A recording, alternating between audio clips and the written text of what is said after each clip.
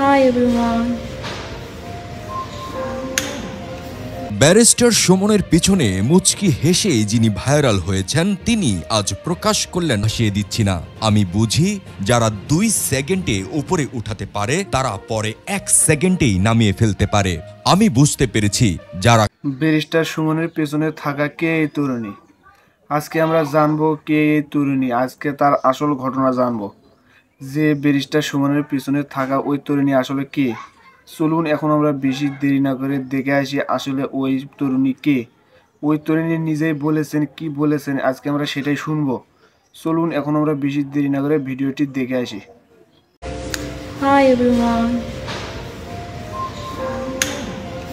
Barrister সুমনের পিছনে মুচকি হেসে যিনি ভাইরাল হয়েছেন তিনি আজ প্রকাশ করলেন আসল সত্য ঘটনা।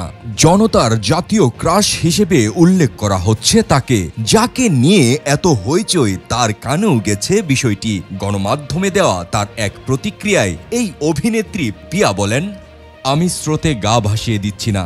আমি বুঝি যারা 2 সেকেন্ডে উপরে উঠাতে পারে তারা পরে 1 সেকেন্ডেই নামিয়ে ফেলতে পারে।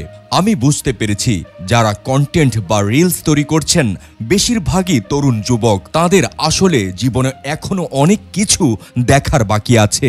আসলে এগুলো ট্রেন্ডের মাধ্যমে যাচ্ছে। যখন যে ট্রেন্ড আসে সেটাকেই অনুসরণ করে, এটাতে দোষের কিছু দেখছি না। উল্লেখ্য 2007 সালে মিস বাংলাদেশ প্রতিযোগিতায় বিজয়ী হন পিয়া।